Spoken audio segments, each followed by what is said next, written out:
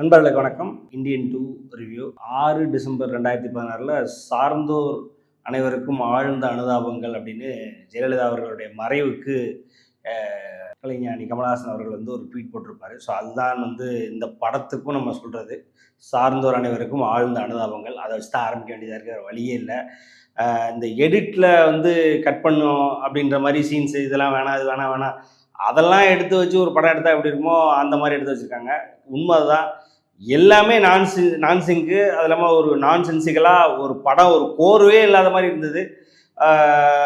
அதாவது சங்கர் அவர்கள் ஒரு பிரம்மாண்ட இயக்குனர், மிகப்பெரிய இயக்குனர், இந்தியாவினுடைய மிகப்பெரிய இயக்குனர், அதில் எந்த மாற்று கருத்தும் இல்லை. ஆனால் இந்த படத்தை பொறுத்த வரைக்கும் பார்த்திங்க அப்படின்னா அவர் அதாவது புது எலமெண்ட்ஸை இப்போ உள்ள ட்ரெண்டுக்கு ஏற்ற மாதிரி நம்ம படம் எடுக்கணும்னு சொல்லி ட்ரெண்டுக்குள்ள எலமெண்ட்ஸை, ட்ரெண்டுக்குள்ள ஐடியாவை எல்லாமே பண்ணியிருக்காரு, ஐடியாலஜி எல்லாமே பண்ணியிருக்காரு. ஆனால் எமோஷன்ஸ் எல்லாமே பார்த்திங்க அப்படின்னா 90s இருக்குது. எமோஷன்ஸ் ரொம்ப பார்த்து பழகி நம்ம ரொம்ப அடித்து புளிச்சு போன எமோஷன்ஸை வச்சுட்டு இப்போ உள்ள ட்ரெண்டுக்கு ஏற்ற மாதிரி ஹேஷ்டேக் போடுறது, ஃபோன் என்ன சொல்கிறது, சோஷியல் மீடியா யூஸ் பண்ணுறது, சோஷியல் மீடியாவில் யூடியூப் சேனல்ஸ் இருக்கிறதும் வைக்கிறதும், அது இப்போ உள்ள எலமெண்ட்ஸ் யூஸ் பண்ணிக்கிட்டாருன்னா எமோஷன்ஸ் ரொம்ப பழசாகவும் நம்ம பார்த்து பழகினதுனால நம்மளால் கனெக்டே பண்ண முடியல. எந்த இடத்துலையுமே ஒரு இடம் கூட எமோஷன்ஸே கனெக்ட் ஆகலை. அது படத்தினுடைய மிகப்பெரிய ட்ராபேக். ஏன்னா இந்தியன் ஒன்றை அதாவது இந்தியனை தூக்கி நிறுத்துறதே எமோஷன்ஸ் தான். அதாவது கஸ்தூரி அவர்கள், கமலஹாசன் அவருடைய சேனாதிபதியினுடைய மகள் இறந்து போனதாக இருக்கட்டும், மகனே அவர் கொள்றதா இருக்கட்டும், எல்லாமே கனெக்ட் ஆச்சு. ஸோ அந்த எமோஷன் இந்த படத்தில் ஒரு இடத்துல கூட வந்திருக்காது. அதுதான் படத்தினுடைய முதல் டிராபேக். ரெண்டாவது, காமெடி இல்லாத முதல் சங்கர் படம். இதை எதிர்பார்க்கவே இல்லை. அதாவது என்னன்னா, ஏதோ ஒன்று அடைய போறேன்னு ஓடுன்னு ஓடுறாங்க. படம் எடுக்க ஆரம்பிச்சதுலேருந்து படக்குழு மொத்தமும் எதை நோக்கி பயணிக்கிறாங்கன்னே தெரியல. எதை காட்டணும், அவங்க என்ன சொல்ல வராங்க ஒன்றுமே புரியலை. அவங்க எதை கோலா, ஒரு மெயின் கோலா எடுத்துக்கிட்டு கதையை நவுத்துறாங்கன்னு தெரியல. சரி, அப்படி போறதுனால அதுல ஒரு லைஃபே இல்லை படத்துல. ஒரு படம் ஆரம்பிச்சு இப்போ நீங்க ஒரு முதல்வன் எடுத்துக்கிட்டீங்கன்னா, முதல்வனும் பாத்தீங்கன்னா அந்த ஒரு நாள் முதல்வன்றதை நோக்கி ஓடும். ஆனா அதுலயும் பாத்தீங்க அப்படின்னா ஒரு 10 காமெடி சொல்ற அளவுக்கு 10 காமெடி இருக்கும். அதே மாதிரி அந்நியன் படம் ஃபுல்லா காமெடியா தான் இருக்கும். ஆனா படம் ஃபுல்லா அவ்வளவு பிரம்மாண்டமான ஒரு கதை இருக்கும். அதெல்லாம் பார்த்துருக்கோம். ஆனா இந்த படத்துல ஒண்ணுமே இல்லை. இந்தியன் இஸ் கம்மிங், இந்தியன் வராரு, மீண்டும் வராரு. 96ல் போன இந்தியன் கிட்டத்தட்ட ஒரு சில டிக்கெட்ஸ் கழிஞ்சு மறுபடியும் வராரு. வர்ற அந்த இந்தியனை வரவேற்கணும். அப்ப அவர் எப்படி விட்டு போனார், நாடு அதே மாதிரிதான் இருக்குன்னு காட்டணுன்றது ஒரு ஸ்கோப்பா எடுத்துக்கிட்டாங்க. அதுக்குன்னு கதை அதை நோக்கியே பயணிக்குது. வேற அந்த படத்துல அந்த கதையில ஒரு லைஃபே இல்லை. மற்ற சுத்தி பல விஷயங்கள் நடந்துகிட்டு இருக்குன்னு காட்டவே மறந்துட்டாரு சங்கர். இந்த அளவுக்கு ஒரு மோனோட்டோனஸா எந்த ஒரு ஷேடுமே இல்லாம படத்துல எதையோ அந்த கடிவாளம் கட்டின குதிரை மாதிரி அதுலயே ஓடிக்கிட்டு இருக்காரு. ஒரு உப்பு சப்பு இல்லாத மாதிரி ஓடிக்கிட்டு இருந்தது. மெயின் லெட் டவுன் பாத்தீங்க அப்படின்னா, பொதுவா இப்போ உள்ள ஒன்றும் இல்லை, சிம்பிளா சொல்லணும்னா சங்கர் படத்தை பார்க்க போய் ஒரு அட்லி படம் பார்த்துட்டு அந்த ஃபீல் இருந்தது. சங்கர் அட்லி, ஒரு சங்கர் அட்லி மாதிரி படம் எடுத்து வச்சிருக்காரு. அதான் நடந்திருக்கு. நீங்க பாத்தீங்க அப்படின்னா ஒரு சீன்ஸே கிட்டத்தட்ட அட்லி படத்துல வர்ற மாதிரி இருந்தது. சங்கருடைய என்ன சொல்றது, மாணவன் தான் அட்லி இருந்தாலுமே அது அப்படித்தான் சொல்ல முடியுது. மெயின் லெட் டவுன், இன்னொரு மெயின் லெட் டவுன் பார்த்தீங்கன்னா இன்டர்வல். இன்னைக்கு பார்த்தீங்கன்னா சின்னதாக முளைச்சி வர டேரக்டர் கூட ஒரு இன்டர்வல் எப்படி பிளான் பண்ணணும் அப்படின்னு சொல்லி அவங்க அதை வச்சுதான் கதையை கூட எழுதுவாங்க. இன்டர்வலை வச்சுதான் ஃபர்ஸ்ட் ஹாஃப் எழுதுவாங்க, இன்டர்வலுக்கு அடுத்தது கிளைமேக்ஸ் வச்சு செகண்ட் ஹாஃப் எழுதுவாங்க. இந்த படத்துல இன்டர்வல்ல சும்மா ஒரு வில்லனா இதுல அதையும் நான் சொல்லணும்.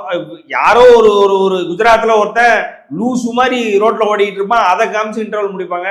எதுக்கு அப்படி ஒரு இன்டர்வல் வச்சாங்க, அதுல என்ன ஒரு இன்டர்வல்ல படம் செகண்ட் ஹாஃப் எப்படி இருக்க போகுதுன்றது இருக்கணும். இது படம் ஆரம்பிச்சு ஒரு 20 நிமிஷத்துலேயே படம் முழுக்க எப்படி இருக்குன்னு தெரிஞ்சிடும். ஸோ அதுல இன்டர்வல்ல ஒரு பவரே இருக்காது சுத்தமா. சரி, ஏதோ ஒரு சின்ன ட்விஸ்ட் வச்சு ஏமாத்தணும் வச்சோம், ஏதோ ஒன்று ட்ரை பண்ணோன்னு ஒண்ணுமே இருக்காது. ரொம்ப இதா இருக்கும். மூணாவது பாத்தீங்க அப்படின்னா, சரி இதுல கதையில அதாவது கரப்ஷனை ஒழிக்கிறன்றது தான் ஒரு ஆன்டகனிஸ்ட், அதாவது ஒரு எதிரின்னு வச்சுக்கிட்டாலுமே கரப்ஷனை ஒழிக்கணும் அப்படின்றதுக்காண்டி ஒரு ஸ்ட்ராங்கான வில்லன் எதுவுமே பார்த்தீங்கன்னா எப்பவுமே கதைக்குன்னு ஒரு ஸ்ட்ராங்கான வில்லன் இருக்கணும். கதையில அட்லீஸ்ட் ஒரு போலீஸையாவது வில்லனா வச்சிருக்கணும், இல்லை ஒரு எதையாவது வில்லனா வச்சிருக்கணும். இதுலயும் இவங்க ஒரு 5-6 வில்லன் ட்ரை பண்றாங்க. 5-6 வில்லன் பார்த்தீங்கன்னா கோமாளிங்க மாதிரி தான் கிட்டத்தட்ட. அதாவது கோமாளிங்க மாதிரி தான் இருக்கிறாங்க. ஸோ அதுலேயும் வந்து கனெக்ட் ஆகல. அதாவது பாபி சிம்மா பார்த்தீங்கன்னா படம் ஃபுல்லாக ஓடிட்டே இருப்பார். பாபி சிம்மாவுடைய அப்பா தான் இந்தியன்ல சிபிஐ வர்றவர் நெடுமுடி வேணு. இந்த படத்துல நெடுமுடி வேணு வருவாரு. நெடுமுடி வேணு மகனா வந்து பாபி சிம்மா இருப்பாரு. அப்படி கனெக்ட் பண்ண பார்ப்பாங்க. எந்த வகையிலையும் வந்து கனெக்ட் ஆகாது. பாபி சிம்மா வந்து படம் ஃபுல்லா தேடி ஓடிட்டு இருப்பாரு. ஒரு சிபிஐக்கு உண்டான மரியாதையை போச்சுன்ற மாதிரி ஒவ்வொரு சம்பவம் பண்ணி முடிச்சதுக்கு அப்புறம் சிபிஐ வந்து சும்மா, அதாவது அது கொஞ்சம் ரீச் கூட பண்ண மாட்டாங்க. இப்படி ஒரு சம்பவம் நடந்திருக்கு அப்படின்னா சரி ஏதோ ஒரு வகையை வச்சு அடுத்த சம்பவம் நடக்கிறதுக்கு முன்னாடி அதை ரீச் பண்ணி ஏதோ ஒன்று கொஞ்சம் விறுவிறுப்பா ஆக்குறதுக்கு ரீச் பண்ற மாதிரி இருக்கும் இல்லைங்களா? அப்படி கூட இருக்காது. சும்மா அது நடந்து முடிஞ்சதுக்கு அப்புறம் நடந்து முடிஞ்சிருச்சு, அப்படியா நடந்து முடிஞ்சிருச்சு, பேப்பர்ல வாசிக்கிற மாதிரி வாசிட்டு போவாங்க. அப்புறம் அந்த சிபிஐ சீன்ஸ்லாம் பார்த்தீங்கன்னா கிட்டத்தட்ட அந்நியன் அப்படியே. அந்நியன்ல பார்த்தீங்க அப்படின்னா பிரகாஷ் ராஜும் விவேக் அவர்களும் பார்த்தீங்கன்னா ஒரு அந்நியன் ஒரு கொலை பண்ணி முடிச்சதுக்கு அப்புறம் அங்கே போயிட்டு அது என்ன எப்படி இந்த கொலை பண்ணியிருக்காங்க, என்ன ஏது இந்த கபீம் குமாம் அப்படி இப்படின்லாம் சொல்லி எடுத்து பார்த்துட்டு இருப்பாங்க. அதில் இதெல்லாம் எழுதி வச்சுட்டு போவாங்க. அதே ஃபார்மெட்டு. ஒரு கொலை நடந்துரும், அந்த கொலையை எந்த வர்மக்கலையை வச்சு அவர் அந்த கொண்டாருன்னு சொல்லி அந்த வர்மக்கலையினுடைய டீட்டெயிலை நம்ம கொடுத்துட்டு இருப்பாங்க. ஒன்றும் புரியாது, அதில் என்ன சொல்ல வராங்கன்னு புரியாது, அதை கிளியரா புரிய வைக்க மாட்டாங்க. அந்த வர்மக்கலையில அந்த வர்மத்துக்கு உண்டான மரியாதை உண்மையிலே போயிருச்சு. இந்த படம் பார்த்தீங்கன்னா வர்மக்கலை அப்படின்றவங்க அப்படி அதை நம்ம எவ்வளவு தூரம் அதை வந்து ஒரு மதிப்பு கொடுத்து வச்சிருந்தோமோ இந்தியன்லையும் இல்லை வேற இடங்கள்லையும் நம்ம வர்மம்னு நினைச்சாலே அது ஒரு பெருசா ஏதோ ஒரு பெரிய குங்ஃபு கராத்தேக்கு ஈக்குவலா நம்ம அல்ல அதுக்கு மேல நம்ம பேசுவோம் இல்லைங்களா? அந்த மரியாதை உண்மையிலே போயிடும். வர்மக்கலையில இவர் வந்து ஒவ்வொரு வர்மமும் பண்ணும்போது குதிரை மாதிரி ஓடுறதும் என்ன சொல்றது ஒவ்வொரு மாதிரி தவளை மாதிரி ஏதோ பண்ணிட்டு இருப்பாங்க. அதுக்கப்புறம் ஆம்பளை பொம்பளையா மாறுறதுக்கு ஒரு வர்மம் இருக்கு, அதை நம்ம பண்றான் பாரு, என்னென்னமோ பண்ணிட்டு இருப்பாரு. மொத்தமா அந்த படம் வந்து எப்படின்னா சரி இப்படி ஒரு எக்ஸ்பீரியன்ஸ் வந்து சங்கர் படத்துல போய் உட்காந்து இதுக்கு முன்னாடி எந்த படத்துலையுமே கிடைச்சதே இல்லை. இந்த படத்துல ஒரு அட்டர் ஃபிளாப்ன்றதை விட இன்னும் அதுக்கு மோசமான வார்த்தை தான். அந்த வார்த்தையை சொல்லி ஒரு ஃபிளாப்னு தான் சொல்லணும், வேற வழியே கிடையாது. நீங்க பாத்தீங்க அப்படின்னா நம்ம சேனல்ல இதுக்கு முன்னாடி நம்ம கமலஹாசனை பத்தி தப்பா பேசுவோம் வைப்போம் அப்படி இப்படிலாம் நிறைய இருந்திருக்கும். பட் ஆனா இந்த படம் நம்ம எதுவும் சொன்னதே இல்லை. ஏன்னா காரணம் வந்து நம்ம டைரக்டர் சங்கர்.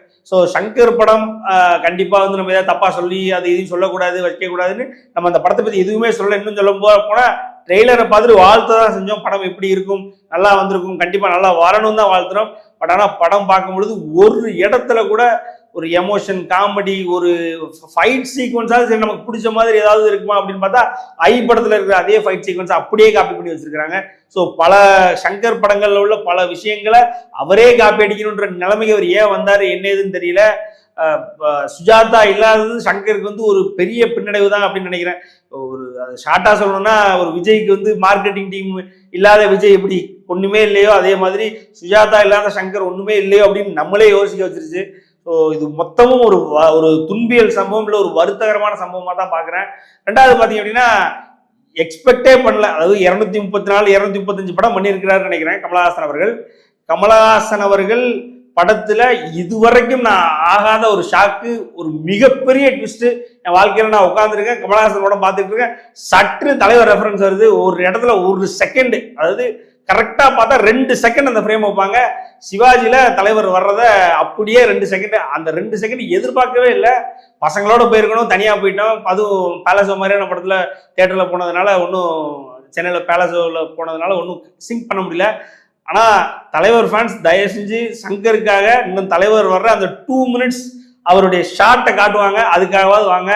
அன்எக்ஸ்பெக்டடான மொமெண்ட்ல தலைவரை ஓபன் பண்ண உடனே சரியான சவுண்டு தியேட்டர்ல, கமலஹாசன் படம் தியேட்டரு. ஆனா ஃபுல்லா அந்த 2 செகண்ட்ஸ் நம்ம கண்ட்ரோல் எடுத்த மாதிரி ஆச்சு. ஸோ இதுதான் ஒரே ஒரு டேக்அவே இந்த படத்துல. தலைவர் அதாவது 235 படத்துல எத்தனையோ படங்கள் 2 பேரும் சேர்ந்து நடிச்சிருக்காங்க. என்ன சொல்றது, தலைவர் பல நேரங்களில் கமலஹாசனுடைய ரெஃபரன்ஸ் யூஸ் பண்ணியிருக்கிறாரு, அதெல்லாம் நடந்திருக்கு. ஆனா இதுல வந்து முதல்ல அவர் கமல் படத்துல கமல் வந்து தலைவருடைய ரெஃபரன்ஸை சங்கர்னால யூஸ் பண்ணிட்டாரு.